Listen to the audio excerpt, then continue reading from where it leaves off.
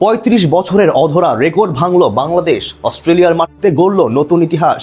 পাকিস্তান শ্রীলঙ্কাকে পেছনে ফেলে এবার দেখালো অনন্য এক নজির। প্যাট কামিন্সদের হারানো গোটা বিশ্ব দরবার দেখল এক নতুন টাইগার টিমকে। শান্তদের হাত ধরে ১৯৯৫ সালের পর এই প্রথম দেখা গেল এক বিশেষ নজির ডারউইন টেস্টের মাধ্যমে। তবে কেমন ইতিহাস তৈরি করলো বাংলাদেশ, সেটাই জানবো রিপোর্টে। ও পৃথিবী, এবার এসে বাংলাদেশ নাও চিনি।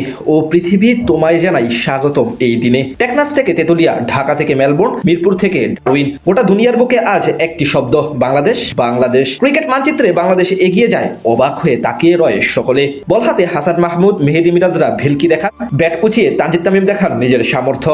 এমনই অসাধারণ এক জয় নিয়ে অস্ট্রেলিয়ার মাটিতে ৩৫ বছরের অধরা রেকর্ড ভেঙে নতুন ইতিহাস রচনা করলো নাজমুল হোসেন শান্ত, মেহেদী হাসান মিরাজরা।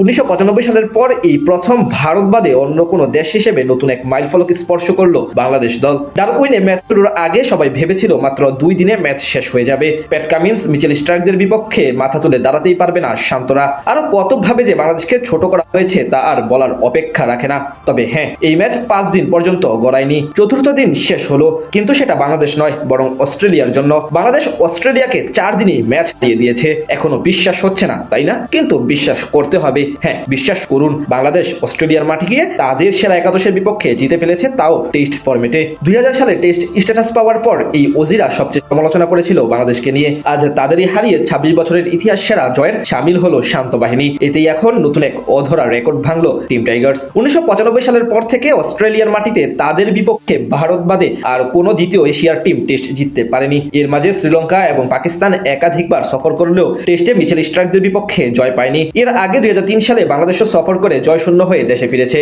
গত ৩৫ বছরে এশিয়ার একমাত্র দেশ হিসেবে অস্ট্রেলিয়ার মাটিতে জয় পেয়েছে ভারত। তাদের পর সেই অধরা রেকর্ড ভেঙে এখন বাংলাদেশের নাম উঠল। ১৯৯৫ সালের পর ভারত বাদে বাংলাদেশই একমাত্র এশীয় দেশ যারা অস্ট্রেলিয়াকে তাদের মাঠে গিয়ে টেস্ট ম্যাচে পরাজয়ের স্বাদ দিতে পারলো, যা এক কথায় অবিশ্বাস্য।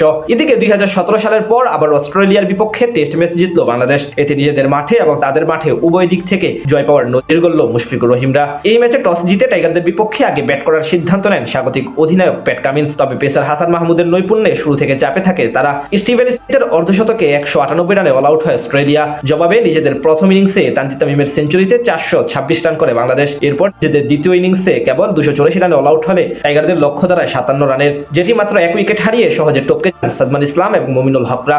এমনই অসাধারণ এক জয় নিয়ে অস্ট্রেলিয়ার মাটিতে ৩৫ বছরের অধরা রেকর্ড ভেঙে নতুন ইতিহাস রচনা করলো নাজমুল হোসেন শান্ত, মেহেদী হাসান মিরাজরা।